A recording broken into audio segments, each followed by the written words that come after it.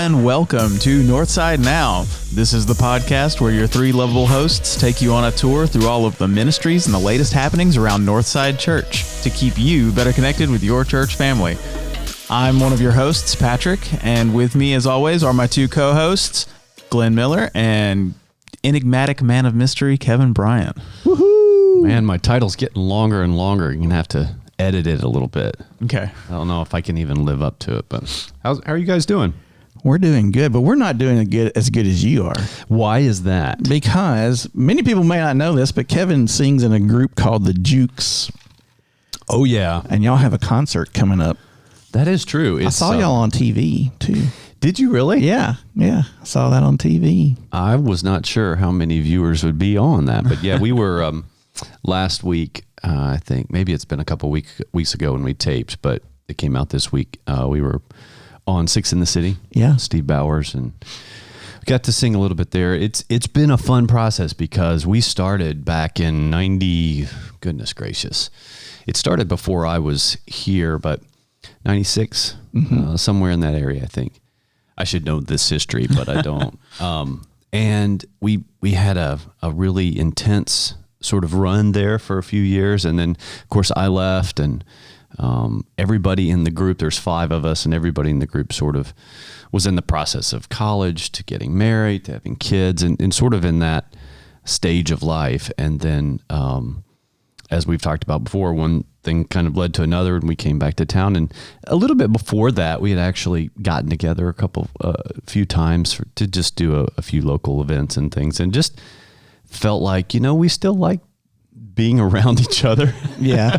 And we just enjoyed doing this stuff and creating the music and the challenges that it brings. And so we said, well, we're all here together now. Let's try and do it again. So we had one of our members that is no longer living in the area. So we had to find someone to help us in that spot. And it's been a lot of fun. So this is one of our, it's definitely the biggest concert since we've been back together in the last few years down at the Ned on the 30th.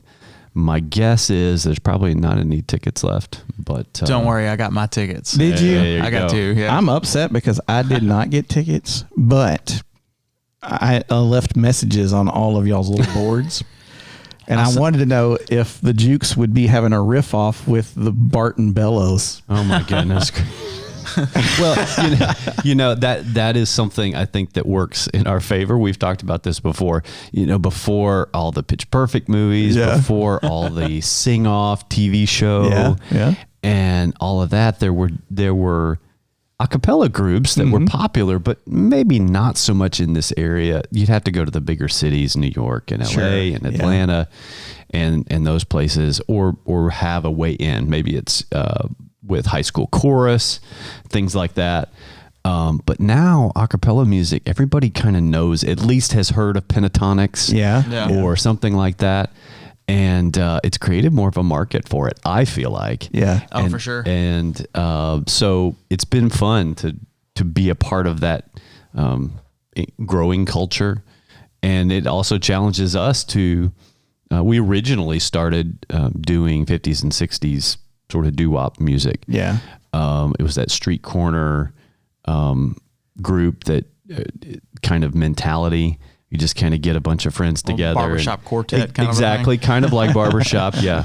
And now, of course, it's become big business. Yeah, it's a thing now. But it in a lot of ways is very produced and sort of going with the trend of the music industry in general in many ways. But it's definitely different now than it was 10 years ago. But it's challenges us to modernize our repertoire and do some other things. So there'll be some different things people haven't heard before. You're going to be pulling out any of those original classics from the 90s? Well, let's see what I can tell you. Oh, is it a tightly kept secret? We are doing a song by Wham. Okay. Is it the one that you did, or you did kind of a mashup? Yeah. On the Wake Me Up. Yeah. Before You Go is part of it.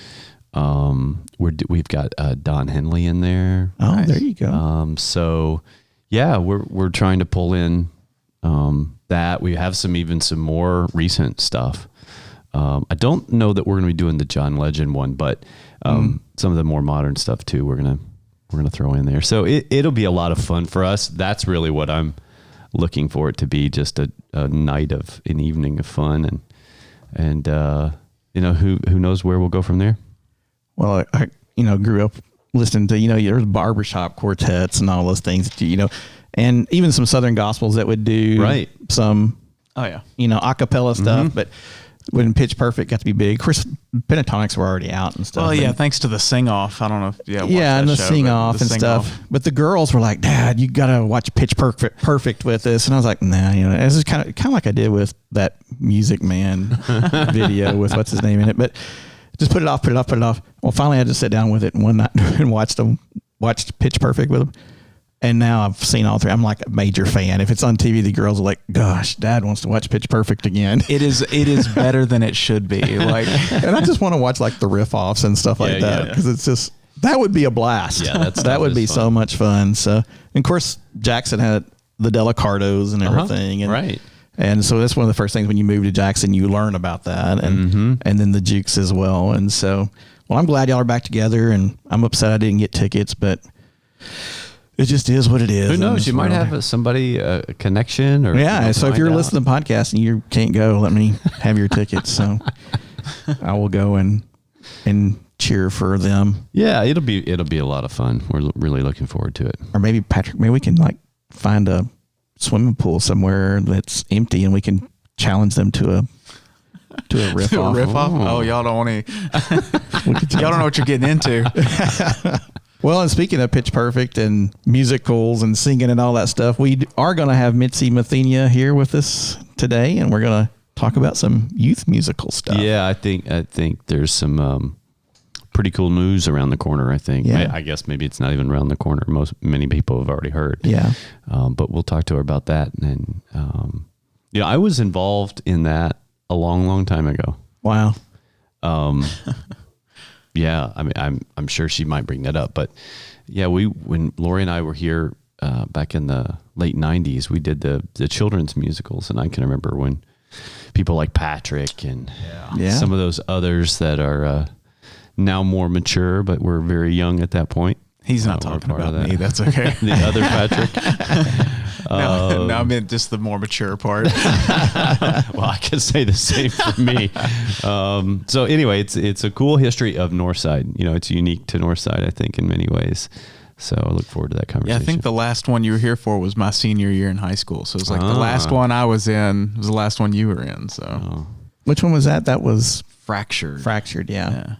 Was that also the last one we did in Sanctuary? There were still two more in Sanctuary. Okay, I can't remember. Okay. They all blend together for me. That's how I organize my Your life. Because our family revolved so much around that. Oh yeah, it's like, what year was that? Oh yeah, that was the year that Yeah, I just I don't know. They just blur in my mind for a while.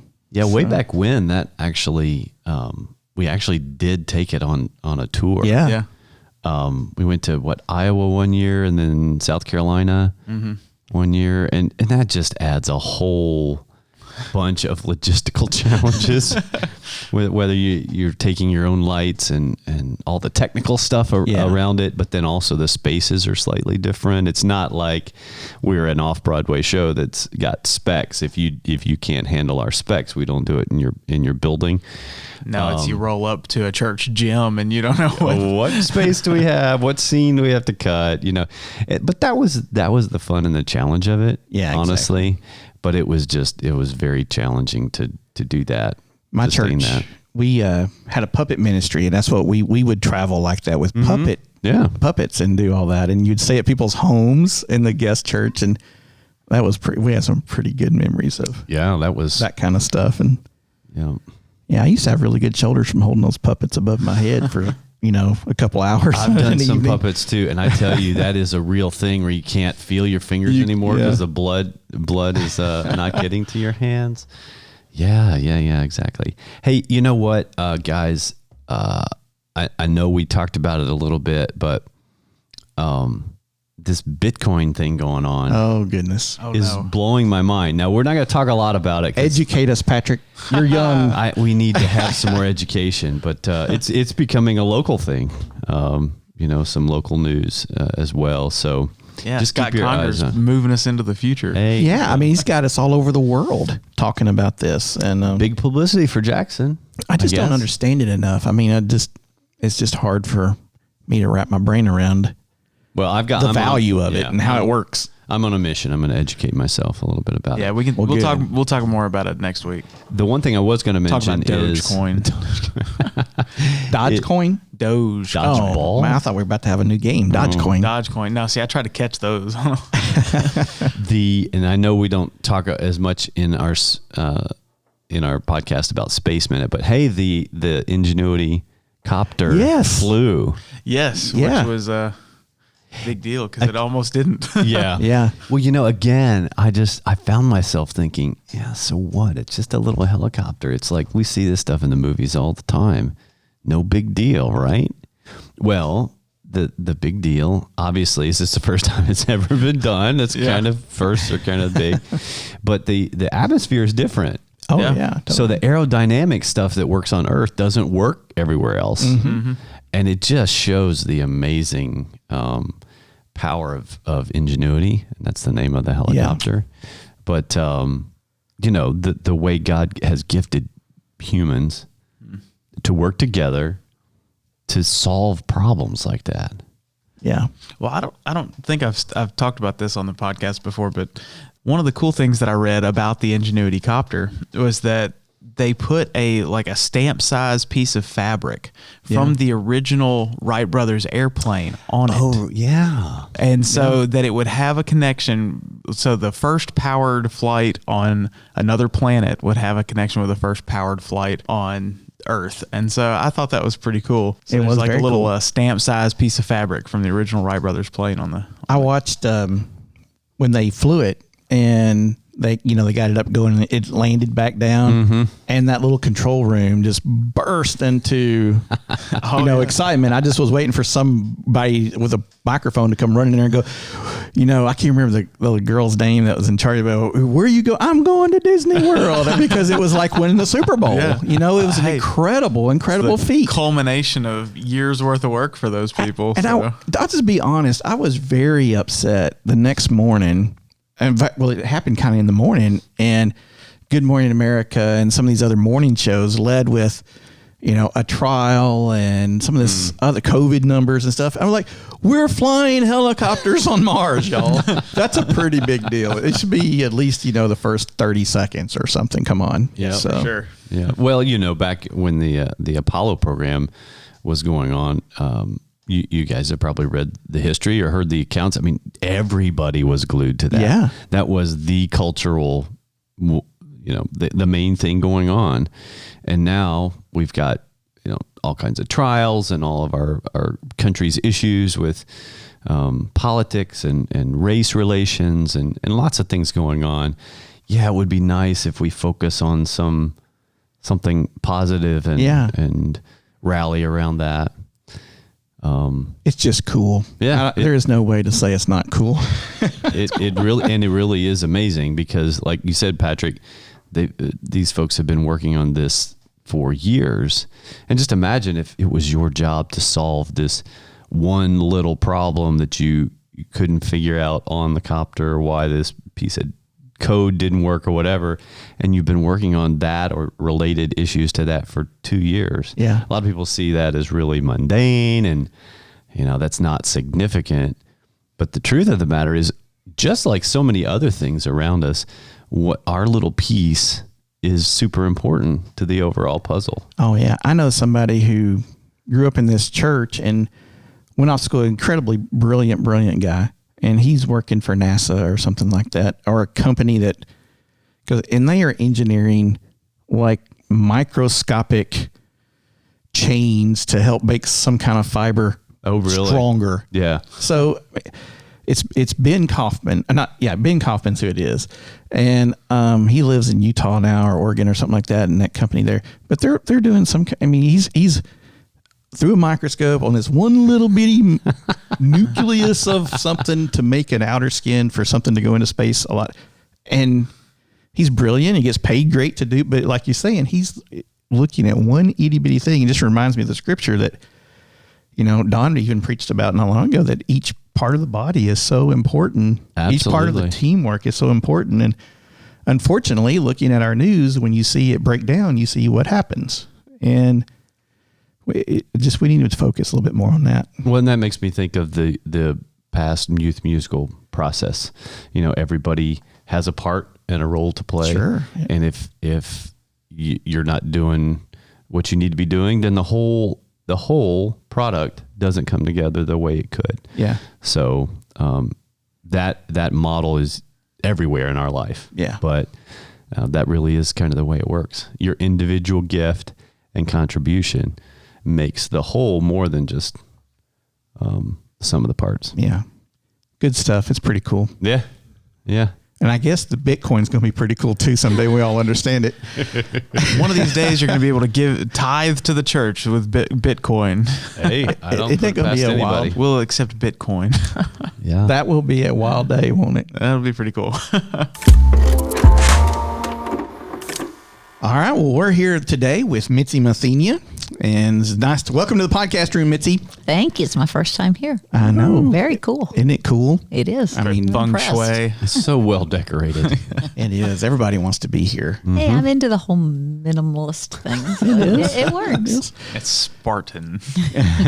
Well, Mitzi, you've been on staff as piano player and assistant choir director. Is that what's your official title? My official title is Associate Director of Music. Okay. All right. There we go. So you've done this for a while now. So how long have you been here at Northside? I have been here 32 years. Oh, wow. Wow. Well, what brought you here?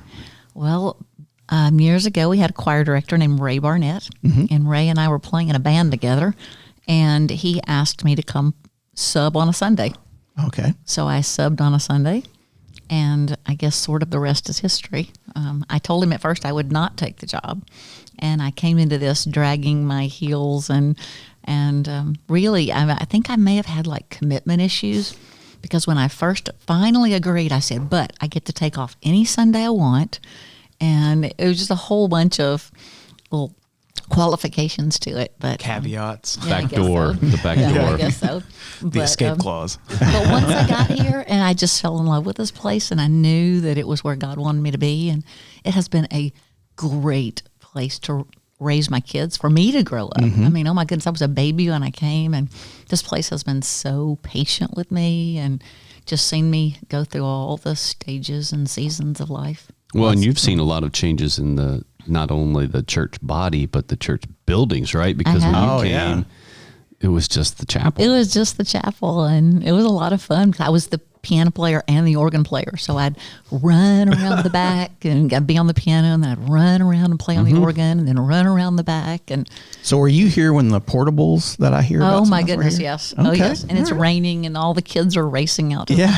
Oh, I had one of my best women share groups ever. We met out in one of those portables on a Wednesday night, and Oh, those okay. women, they were all older than me, and they just encouraged me. And it has been a great place to grow up.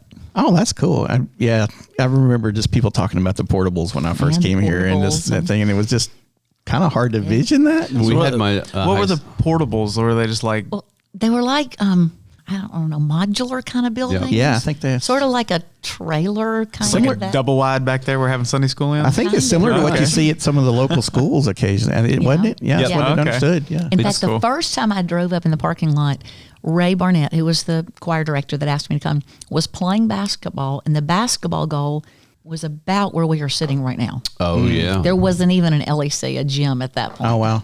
Yeah, it's not called the LEC anymore I either. know. Yeah, when I was when we first came to the church, which would have been 86. Anyway, I had our Sunday school class out in the portable, Oh, okay. and it was pretty much just like my second grade class when I was in elementary school. So it was a Okay, similar same type thing. Yeah. portable that was, it's obviously not there anymore, but it could be rolled away and rolled in and out. But yeah. With the youth, so often they don't remember the road that was here and the house, and they Yeah. don't Right. know the greatness of the big tree. Oh, see, outside the door. Those are my memories. I know, and they don't hanging know out under the awning out when there. you walk into Hope Hall from the gym. That used to be a door that went outside. They don't have no clue of that, Yeah. and so It's really interesting because I think our 7th graders were born the year that we built Hope Hall. I think if I got that right. So that's it's so crazy. Make me I feel know. old. So I can't have these conversations with any of them because I don't remember. Well, let me ask you about another remembrance thing. You are our pianist and you play, everyone knows about Mitzi's playing ability. It's so awesome and wonderful. But do you remember what you played at your first recital? My first piano recital. Ever, yeah. Ever? Oh, I had no clue. I remember that I hated recitals. So Okay. I probably blocked them out. It's one of those trauma things. They're blocked into some recesses of my brain. So who was your piano teacher? Did your mom or? My mom tried to teach me from about age 5 to about age 5.5. That went away really quickly. We did not do well there. And so there was actually a girl, she was teaching at Clarksville High School. Okay. And there was a girl that was going to Clarksville High School that was phenomenal. And she was my first teacher. And she was just perfect because she was strict but gentle. And I thought she was the coolest thing ever because she was still in high school, but played for all the musicals. And she was really something. And so she was a great inspiration. And then I had, in 5th and 6th grade, I had a band director for my piano teacher, which was awesome because we did like 2 years of almost nothing but jazz. So reading rhythms and feeling, I mean, just all those syncopations, that was sort of the focus of that. And then a really cool time for me in high school, we moved to Memphis, and what is now Rhodes College was called Southwestern at that point. And they had on staff a man that was the artist in residence, and all he had were college students, but he took one piano student that was not in college. And somehow, as a little 8th grader, I got to be that person. Wow. And so from 8th through 12th grade, I got to go to Southwestern once a week and take from this artist in residence. That's and cool. He, I'm sure I was a great disappointment to him at the time, but I would love for him now to know just how much he really did lay up the foundation for me to press in and to be excellent. If you were going to sit down at the piano and play your most favorite piece ever, and it's just to play, what is there a name? What would it be? What is it? Probably Rachmaninoff. No, probably the Chopin nocturnes. Okay. I love the Chopin nocturnes the most, probably. And this is crazy, but just when I sit down, I usually either play Chopin nocturnes, this is for relaxation, or I love the Beethoven sonatas. I'll sit down and play both volumes of the Beethoven sonatas every summer. And then, like, I love to do some modern-y weird stuff, like Bartok and just some, just, I don't know. I just like the gamut. That's the fun of me of the piano, is just that 1 minute you can be playing ragtime, and then all of a sudden you pull out this Gershwin that just yanks your heart out, and then you can turn around and play with other people and the collaboration. And in the course of a year, I played trumpet recitals and violin recitals and flute recitals, and I sort of live vicariously in there. As I'm playing with the flautist, I feel like I am one, and as I play with the trombone player, I feel like I am one. And that collaboration for me has been the best gift of all. Well, I've run across a lot of performers in my life, and some are performers and some are composers or writers. Do you see yourself as that at all? Have you ever done that much? I would not call myself either of those. I told God early on, I'll play for you, God, but only if I never have to play in front of people. And I write songs for Him in my personal worship time, but I don't play. I'm not a performer by nature, believe it or not. I'm really not. I do it out of obedience, and God has given me a great gift of grace there to do it with no nervousness, which I don't understand. Right. But by nature, I'm not a performer. Wow, I would not have guessed that. Not that I see you as being there for the spotlight, but because you are so comfortable in it, and you see it as an act of worship, which is exactly what it should be. Yeah. One of our church members had on her Facebook post some kind of a game where you like describe your job, but don't really describe your job. Like, say it in a way that people have to try to figure out. And so I put that my job is I build ladders to heaven. Because heaven is, cool. That's the one, music is the one thing we know that we'll be doing in heaven. We'll be spending eternity worshiping, and music is there. And so that's what my favorite part about being at this place is, that I get to build ladders to heaven where hopefully I help lead people to the throne of God through the gift of music. Well, I speak for myself. I'm glad to participate that and listen as you play. So, Thank you. Yeah, definitely. And you're been in a lot of churches and church work over the road, and you're by far one of the best I've ever seen. So, so I always wanted to play something like for a prelude, like, Linus and Lucy or something like that. Just freak people out on a Sunday morning with something like that. It'd be kind of fun. I snuck a little Phantom in, a little Barry Manilow in there occasionally. That's kind of fun. So do you ever sit and you're just playing and you're goofing around and you're just like, well, that kind of has a cool sound to it. Do you ever just find some kind of new syncopation or something? Unfortunately, what ends up happening is I do that and I go, oh, that's so cool. And then I go, oh, wait, that really sounds like that little Led Zeppelin thing. Or that really sounds like something, I heard, I don't know, in a Michael Jackson song 30 years ago. Right. Well, besides being such a big part of worship and just the fabric of the staff and the life here at Northside, you've also been a very big piece and had a very large role in one of the things that Northside's known for, especially in the youth world, and that would be our youth musicals. And so last year we didn't get to have a youth musical, and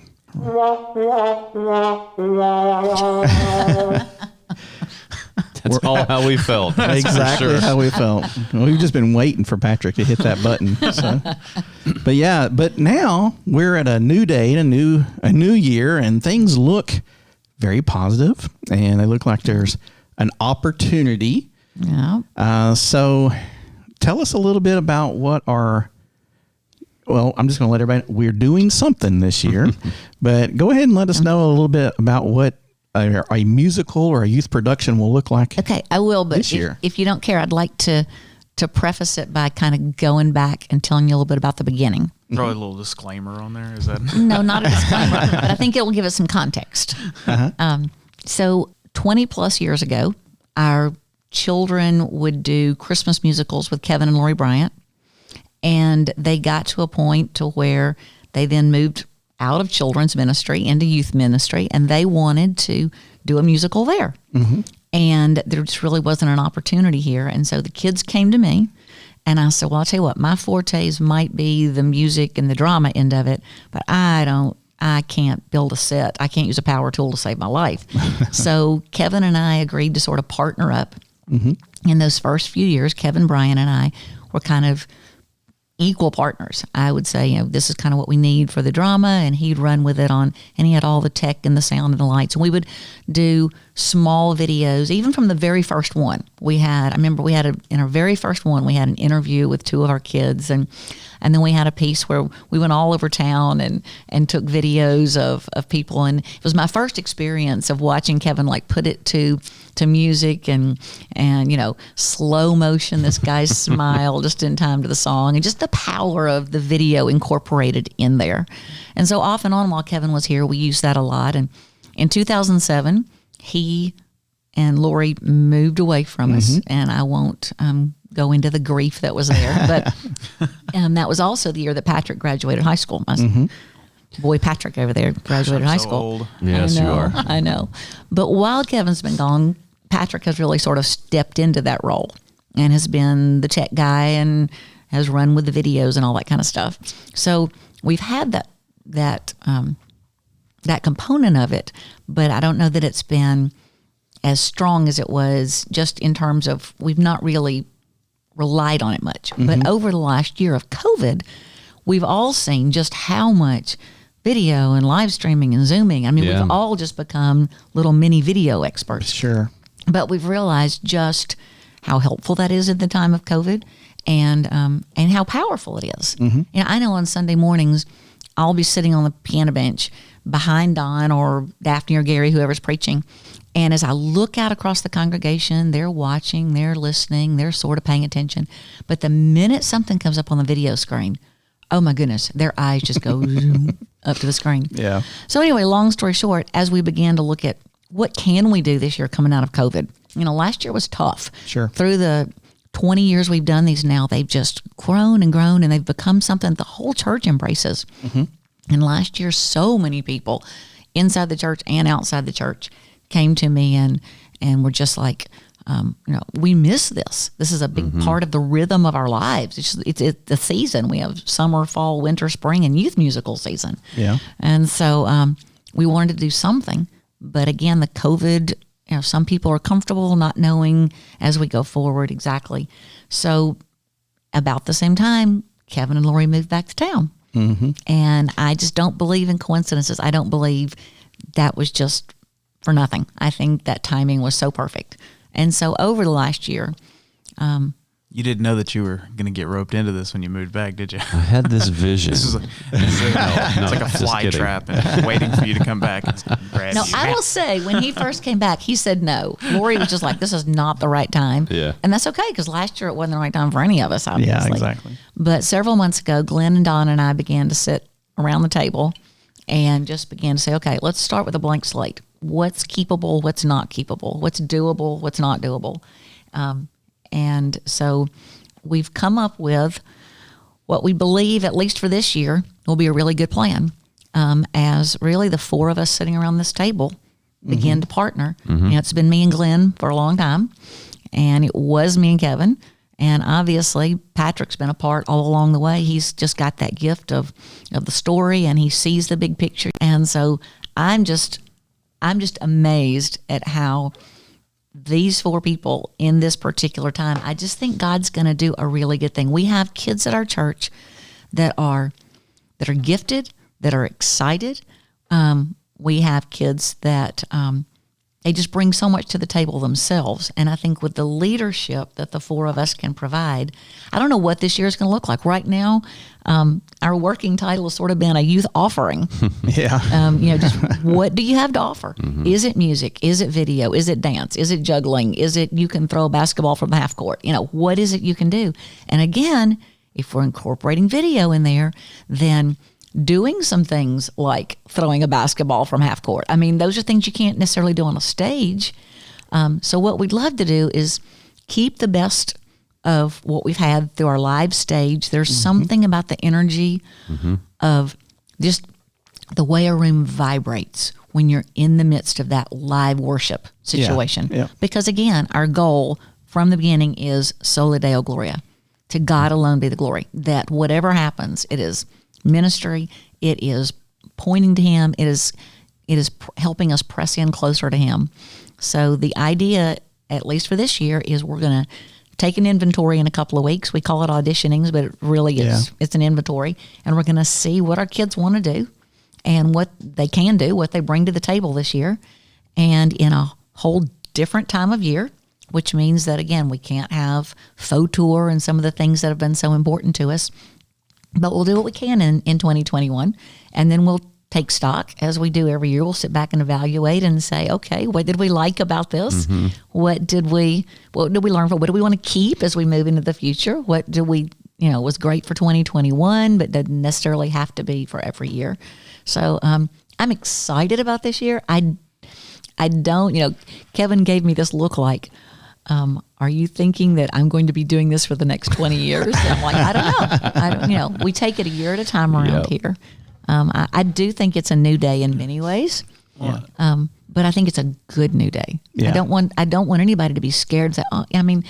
It won't be exactly like last year. It can't be. Sure. We cannot. And, whatever we do this year, obviously, is not necessarily what we're going to continue to do in the future. This is just to do something this year, we have to, But I think it's going to be so fun because since we're kind of saying, okay, it's the oddball year, as we try things, we're going to go, oh, we've never tried this before. We never kind of gave ourselves permission to try this. And now we're going to try it. And it's going to be like, hey, we like that. And that was powerful and it was effective. And I think it's going to open some doorways into some whole new ways of approaching our youth production every year. What's that saying? Is it necessity is the mother of invention?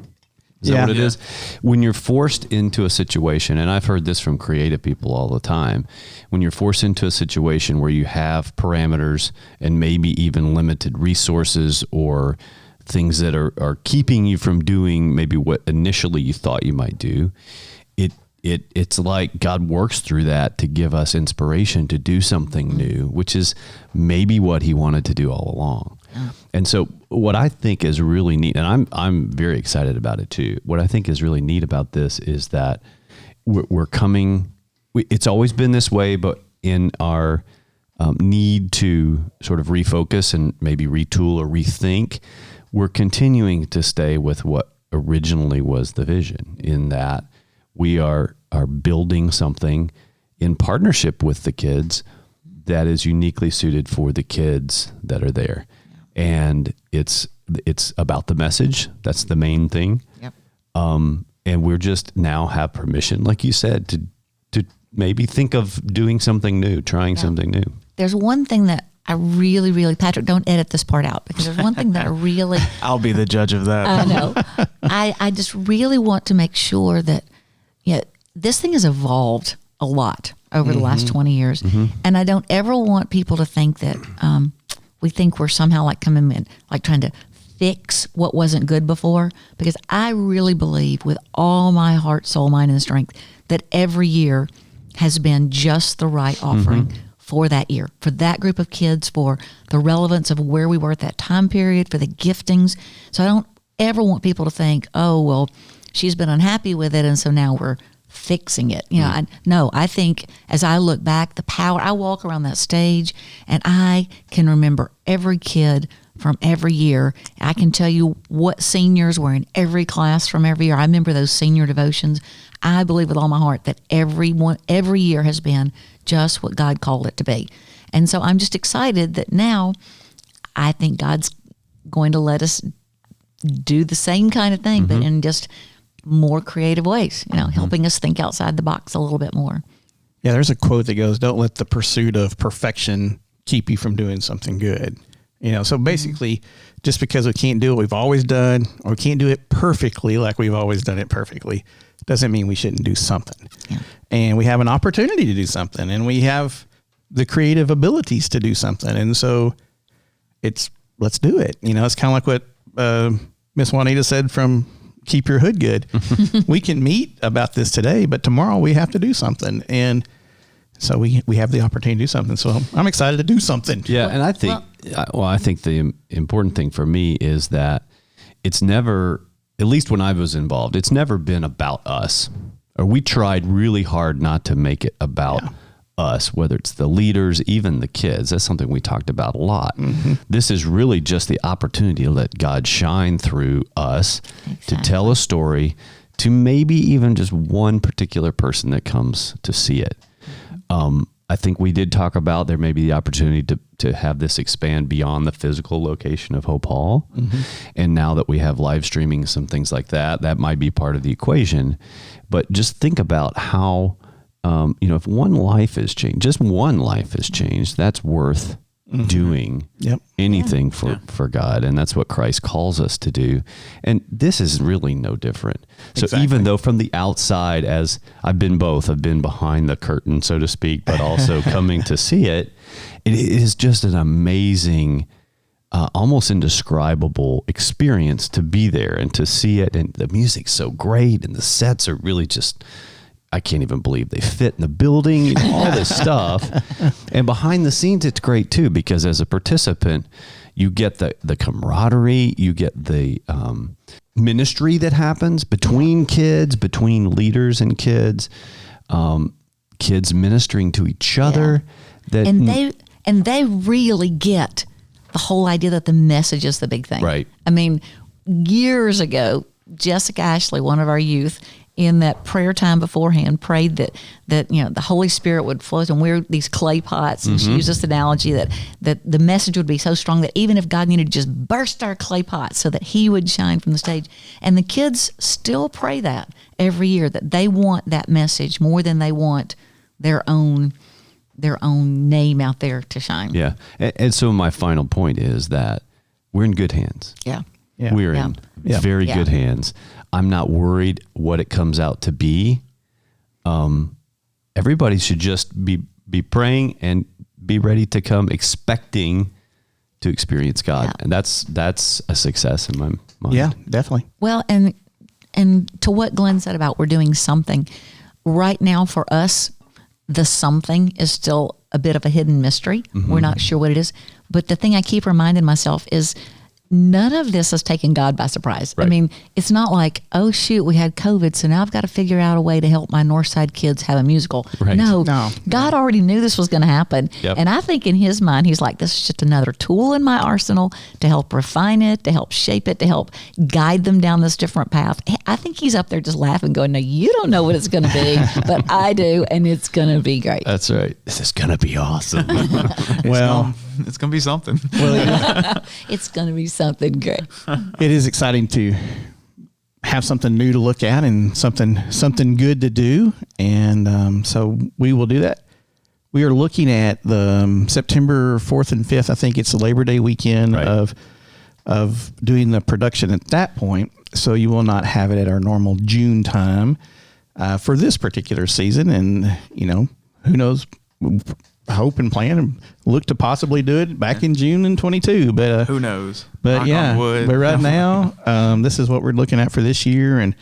And so we're about to pack a lot of things into church, you know, we have a lot coming up, but we kind of knew this would happen. You know, this is not a surprise to us either. So, but thank you to Mitzi and Kevin and Patrick and everyone for making sure that we have this opportunity and grasp it with both hands and make it happen. So I will tell you one more thing. As I was praying last year and this is even before the COVID stuff was happening, as I was praying about Youth Musical 2020 and where it was going.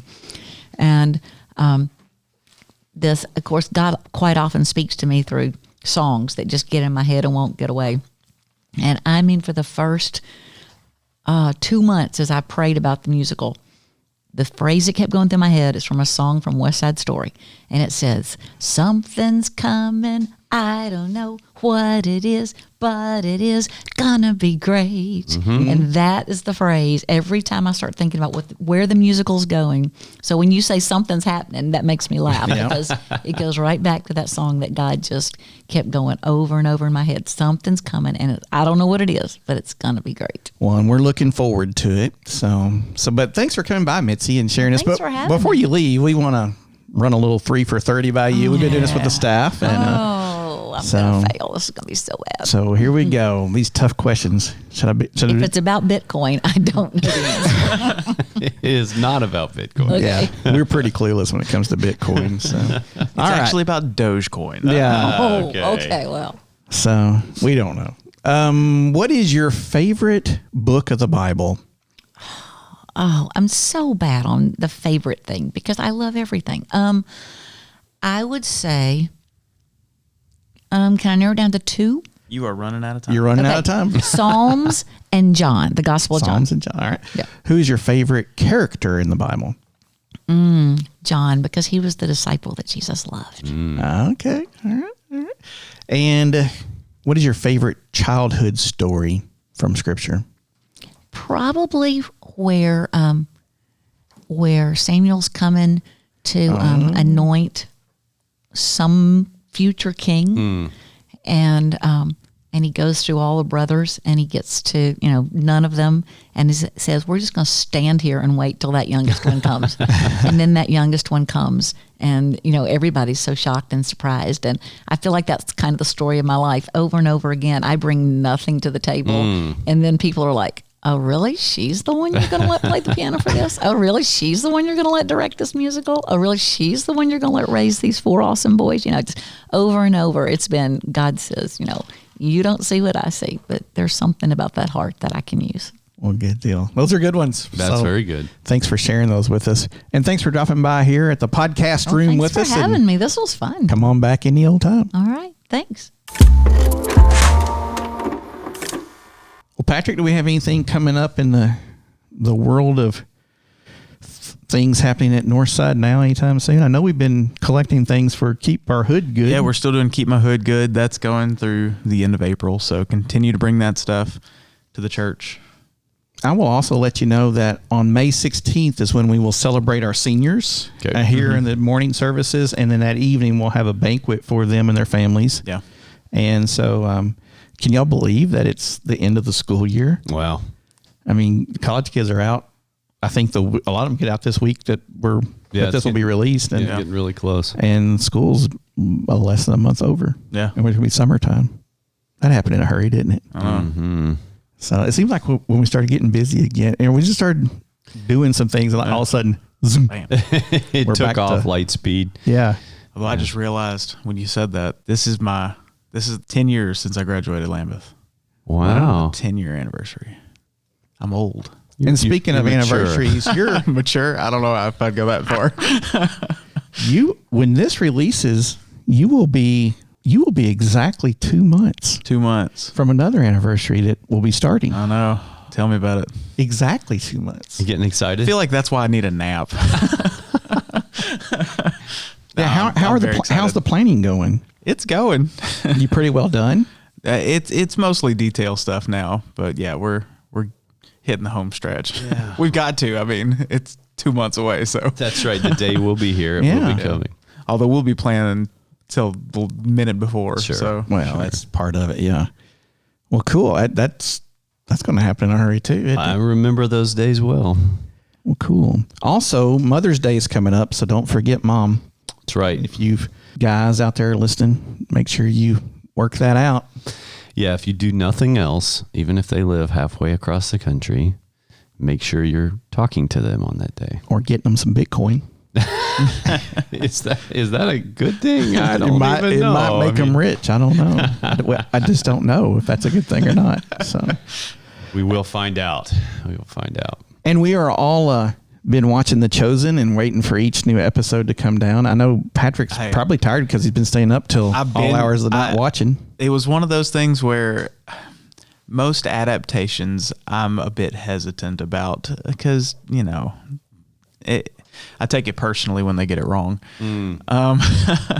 So that's kind of the way I was feeling about this is I was like, it's just going to be another one of these adaptations but I felt like I needed to watch it so that I could talk about it intelligently, whatever. Sure. So I was like, you know what? I'm going to check it out. So I watched the first couple episodes and I was hooked. I binged the whole thing, or as much as is out in the last week, and I'm just waiting for that next episode. I'm like, good stuff. It's actually much better than I was expecting. Well, I'm still trying to find what's the catch? What's wrong with it? Yeah. I'm still in the first season. I'll admit that. I've watched several episodes now, but I was the same way because I've seen it come across various different either social media or whatever, been advertised for almost I guess a couple of years now. Yeah. Mm-hmm.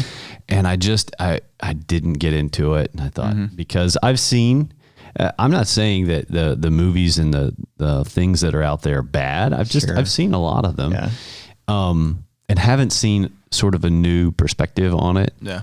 And then I of course heard you guys talking about it, and then I ran across a video of the director, Dallas Jenkins. Thank you.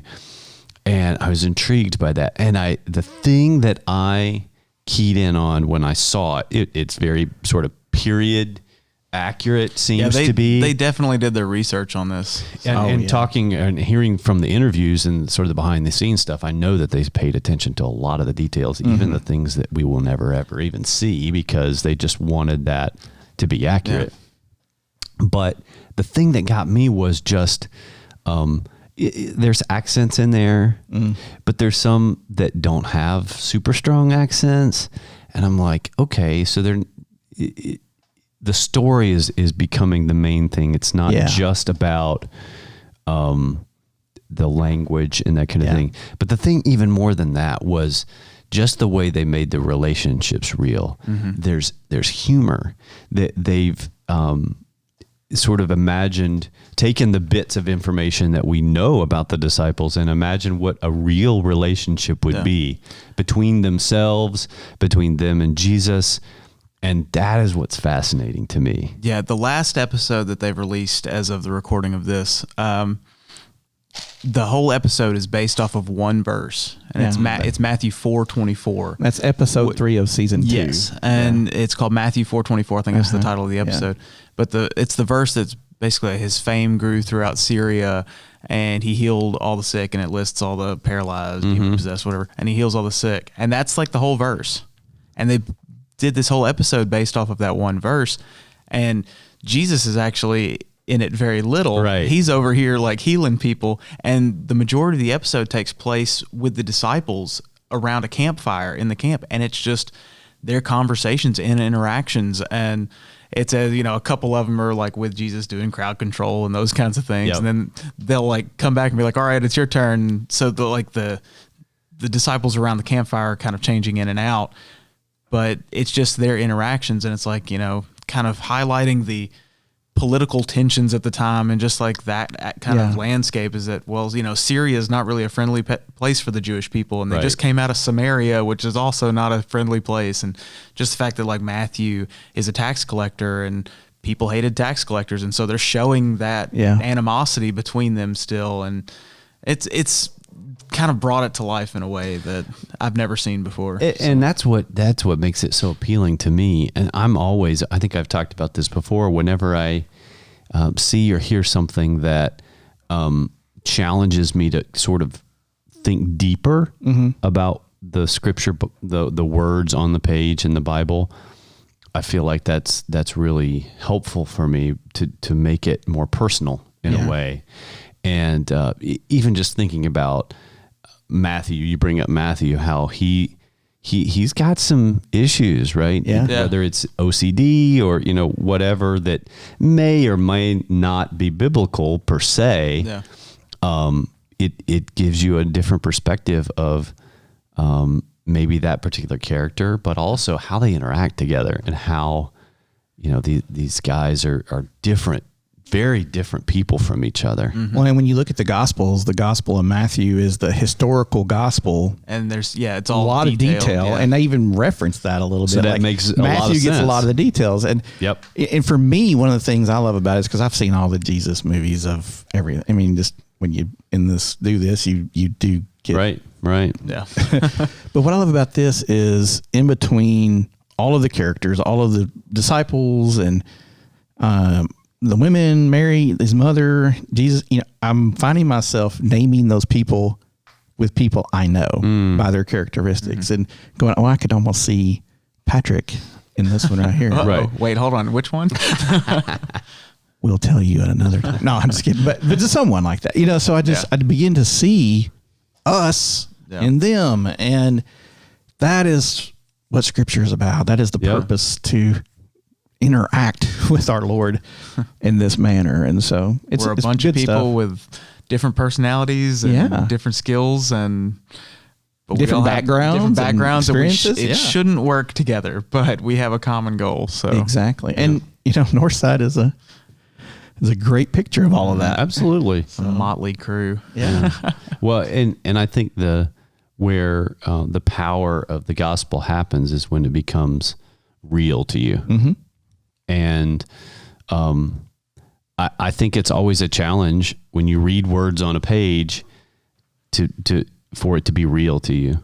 God the Holy Spirit works in that process and sort of translates it for you, I think.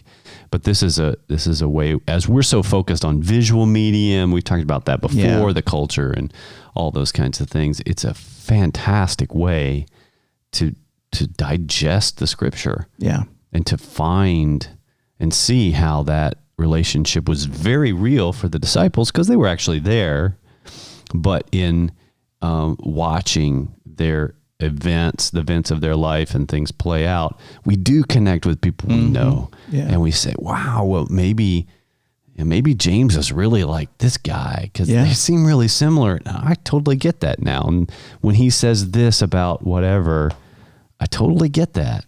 Yeah. Or, when Peter is doing some of his Peter stuff. Peter's being Peter. Oh, he's still just Simon at this point. That's right. But you kind of get, okay, I now I get what they're talking about. Yeah. So I encourage anybody who is out there listening to this to take a chance on it. Yeah. And watch it. It really is pretty neat. Really is.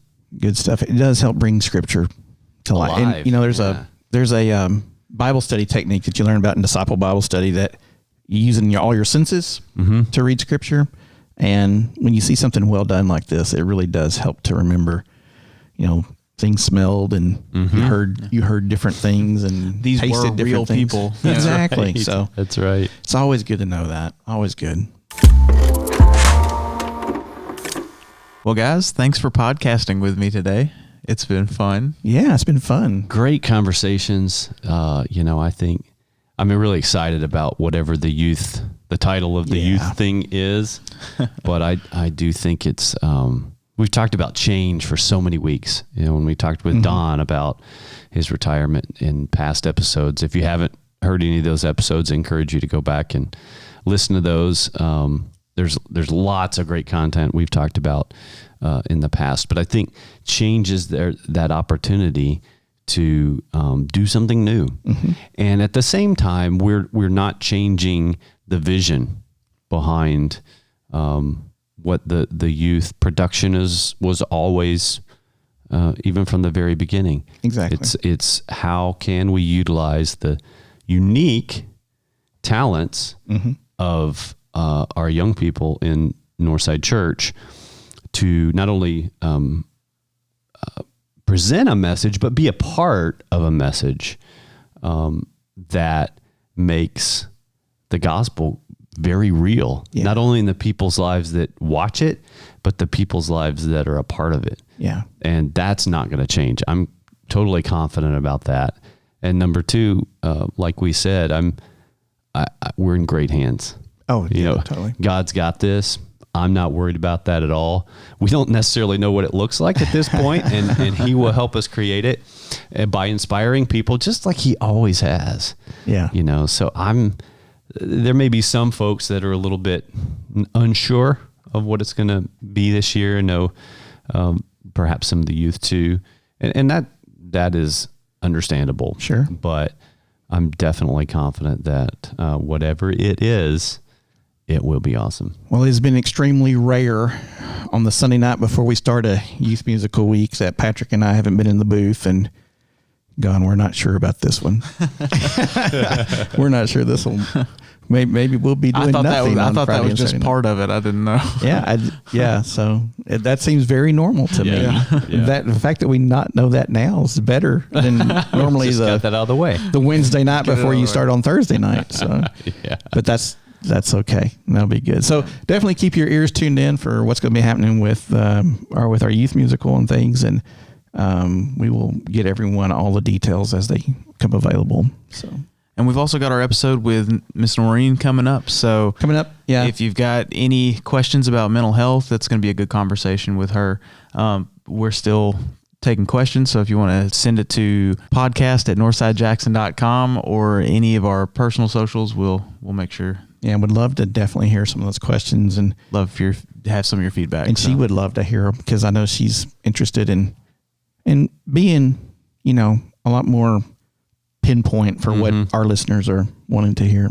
So, well, and that's one of the opportunities I'm just going to take with some of my kids and ask them questions about that, trying to maybe frame it up a little bit for them. But that's something that people out there can do with their families, and just think about either their situations or people they know, or ask your kids. When we had the episode about the love episode around Valentine's Day, we heard a lot from our youth about some really, really good questions, some tough questions. And I love that the questions we were answering came from them. So encourage your kids, just talk to your kids about that. To me, mental health should not be a taboo subject. Oh, no, it should not. It should be something we're all talking about, and maybe we can help shed some light on it and not have it be such a stigma about talking about it, because it's really important. We'll send those questions to podcast@northsidejackson.com, or you can send them to our Instagram. You can DM us on Instagram. That's Northside Now Podcast on Instagram. And we'd also like to hear just if you have something nice to say about the podcast. We'd like to hear that too. Or if you have other things you'd like for us to talk about in the life of the church. Always. Or any feedback is greatly appreciated. Or as you can tell, we'll talk about just life in general. So just, all you got to do is hit the start button. We'll take it from there. That's right. Well, thanks for listening. And that's what's happening at Northside Now.